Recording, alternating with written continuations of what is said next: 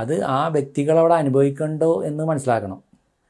അല്ലാണ്ട് ഒരിക്കലും ആൾക്കാരെ ഭയപ്പെടുത്തുന്ന രീതിയിൽ വടക്കിഴക്ക് ഞാൻ പല വീഡിയോയിലും കണ്ടിട്ടുണ്ട് ഈ പറയുന്ന ഫെങ്ഷൂയി പ്രകാരം പറയുന്നുണ്ട് ഈ പറയുന്ന. പക്ഷേ വടക്കിഴക്ക് അടുക്കള നമുക്ക് അങ്ങനെ ഒരു പ്രശ്നങ്ങൾ സൃഷ്ടിക്കുന്നില്ല.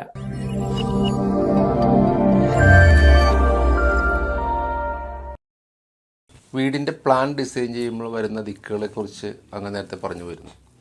അപ്പോൾ ഓരോ ദിക്കിലും വരേണ്ടുന്ന മുറികളുണ്ടല്ലോ, അതായത് അടുക്കള, bedroom, living room, stair case, ഇതിനെക്കുറിച്ചൊക്കെ ഒന്ന് പറഞ്ഞുതരാമോ? അതായത് ഇപ്പോൾ കിഴക്കോട്ട് ദർശനം വരുമ്പോൾ നമുക്കതിൻ്റെ ഉച്ചസ്ഥാനത്തായിരിക്കണം അതിൻ്റെ ലിവിങ് റൂമുകൾ കാര്യങ്ങൾ വരേണ്ടത്.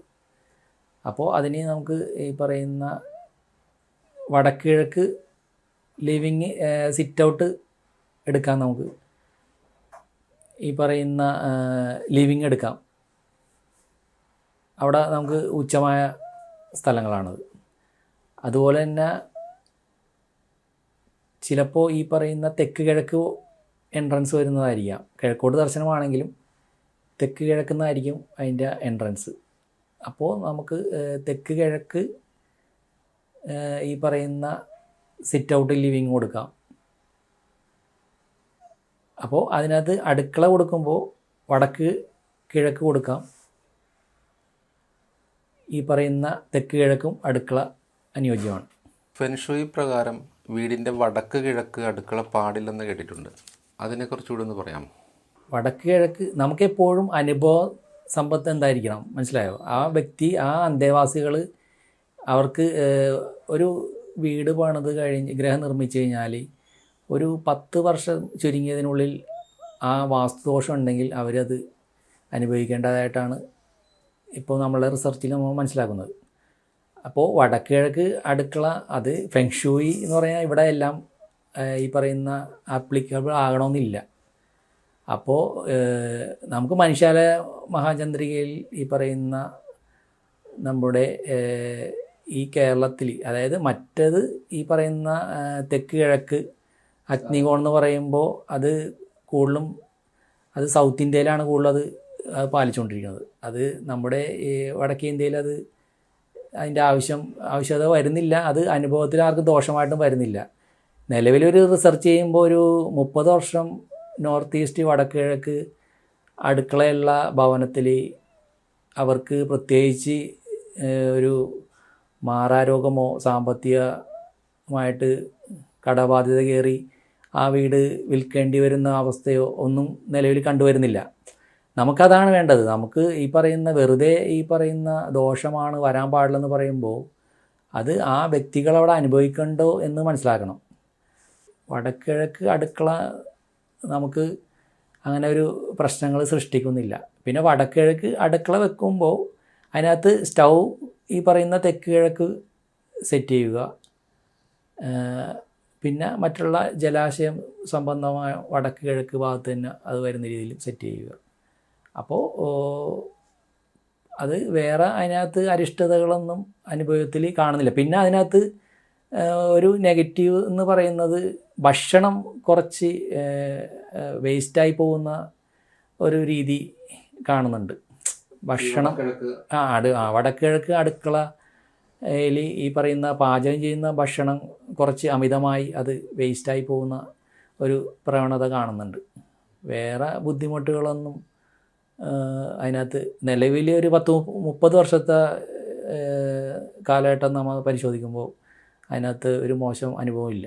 കേരളത്തിലെ ഒട്ടുമിക്ക വീടുകളിലും, അതായത് പടിഞ്ഞോട്ട് ദർശനമുള്ളതാണെങ്കിലും തെക്കോട്ട് ദർശനമുള്ളതാണെങ്കിലും വടക്ക് കിഴക്കാണ് അടുക്കള സാധാരണ രീതിയിൽ കണ്ടുവരാറുള്ളത്. അതായത് എപ്പോഴും കിഴക്ക് എന്തുകൊണ്ട് അടുക്കള പൗരാണികമായിട്ട് പറയുന്നത് എന്തുകൊണ്ടാണ്? രാവിലത്തെ സൂര്യൻ്റെ പോസിറ്റീവ് എനർജി നമ്മൾ ഭക്ഷണം പാചകം ചെയ്യുമ്പോൾ വിഷാംശങ്ങളുണ്ടെങ്കിൽ ഈ ഉദയസൂര്യൻ്റെ ഈ പോസിറ്റീവ് എനർജി കൊണ്ട് ഈ വിഷാംശങ്ങൾ നശിക്കണം എന്നാണ് അതിൻ്റെ ശാസ്ത്രവശം പറയുന്നത്, മനസ്സിലായോ? അപ്പോൾ ഈ പറയുന്ന വടക്ക് കിഴക്കും അടുക്കള ചെയ്യാം നമുക്ക്. പക്ഷേ വടക്ക് കിഴക്ക് എൻട്രൻസ് ഉള്ള വ്യക്തികൾക്ക് അവിടെ ലിവിങ് വരുമ്പോൾ നമുക്ക് തെക്ക് കിഴക്ക് കൊടുക്കാം, ആവാം, തെറ്റില്ല. പക്ഷേ ഇവിടെ കേരളത്തിൽ കൂടുതലും തെക്ക് കിഴക്ക് ക്ഷേത്രങ്ങളിലാണ് തെക്ക് കിഴക്ക് അടുക്കളകൾ കൂടുതലും വരുന്നത്. ക്ഷേത്രം എപ്പോഴും തെക്ക് കിഴക്കായിരിക്കും അവിടെ അടുക്കള നിർമ്മാണം ചെയ്യുന്നത്. അപ്പോൾ അതൊരു ദോഷവശമായിട്ട് നമുക്ക് കാണാൻ സാധിക്കില്ല. ഒരു തെറ്റായ ഇത് ചെയ്ത് ഇപ്പോൾ ആൾക്കാർ വടക്ക് കിഴക്കുള്ളത് തെക്ക് കിഴക്കോട്ട് പൊളിച്ച് പണിയേണ്ട ഒരവസ്ഥകൾ കണ്ടുവരുന്നുണ്ട്. അത് അതിൻ്റെ ആവശ്യമില്ല, അത്ര ഭയപ്പെടേണ്ട ആവശ്യമില്ല. നിങ്ങളുടെ അനുഭവത്തിൽ ഇപ്പോൾ വേറെ എന്തെങ്കിലും ഡിഫക്റ്റുകളായിരിക്കാം, പക്ഷേ ഇതാണെന്ന് വിചാരിച്ച് അതുകൊണ്ട് തന്നെ പറയണത് ഒരു വാസ്തു എക്സ്പെർട്ട് കാണിച്ച് നിങ്ങൾ മനസ്സിലാക്കി ആ വ്യക്തി നിങ്ങളുടെ അനുഭവം പറയാൻ ബാധ്യസ്ഥനാണ്. അത് നോക്കിയിട്ട് നിങ്ങൾക്ക് അത് കൃത്യമായിട്ട് എപ്പോഴും ഒരു ചാനൽ വഴി നമ്മൾ കണ്ട് ഈ പറയുന്ന ഒന്നും പൊളിച്ച് നിർമ്മാണം ചെയ്യരുത് ഒരിക്കലും. നമുക്ക് അത് അനുഭവ സമ്പത്ത് എന്തായിരിക്കണം എന്ന് നമ്മൾ സ്റ്റഡി ചെയ്യുക. നിങ്ങൾ സ്വയം വിലയിരുത്തുക. നിങ്ങളൊരിക്കലും ഒരു ആരുടെയും ചൂഷണത്തിന് അടിമയാകാൻ നിൽക്കരുത്. മനസ്സിലായോ? നമുക്കൊരു വ്യക്തിത്വമുണ്ട്, നമുക്കത് അനുഭവത്തിൽ എന്താണെന്ന് മനസ്സിലാക്കിയിട്ട് അത് നിങ്ങൾക്ക് ഫോളോ ചെയ്യാം. അതിന് യാതൊരു തെറ്റുമില്ല. അപ്പോൾ അതങ്ങനെ വടക്ക് കിഴക്ക് വേറെ പ്രശ്നങ്ങളൊന്നുമില്ല. അടുക്കള വരാം, ലിവിങ് റൂം വരാം, സിറ്റ് ഔട്ട് വരാം. പിന്നെ വടക്ക് കിഴക്ക് ഇപ്പോൾ അടുക്കള വന്നു കഴിഞ്ഞാൽ അതിൻ്റെ തൊട്ട് സൈഡ് വർക്ക് ഏരിയ നമുക്ക് എടുക്കാം.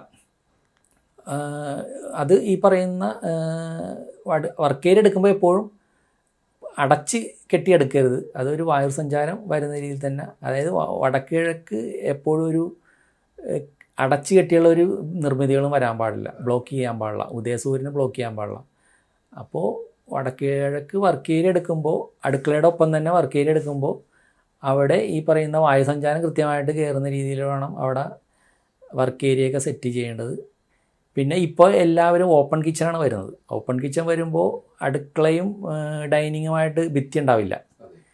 അപ്പോൾ നമുക്ക് അവിടെ ചുറ്റളവ് പാലിക്കാൻ പറ്റാതെ വരും. അപ്പോൾ അതിന് ഒരു ഫൗണ്ടേഷൻ അടിയിലൊരു ബേസ് ചെയ്ത് അതും ഈ പറയുന്ന അത് കൃത്യമായിട്ടത് കൺസൾട്ട് ചെയ്ത് അവർ പറയുന്ന ആ മരണച്ചുറ്റല്ലാത്ത ഒരു കണക്ക്, നല്ലൊരു ഉത്തമമായ കണക്കിൽ ആ ഓപ്പൺ കിച്ചൺ ആണെങ്കിലും അതിൻ്റെ അടിയിലൊരു ഫൗണ്ടേഷൻ ഭവനം നിർമ്മിക്കുമ്പോൾ അത് ചെയ്ത് ആ എനർജി അവിടെ ബ്ലോക്ക് ചെയ്യേണ്ടതാണ്.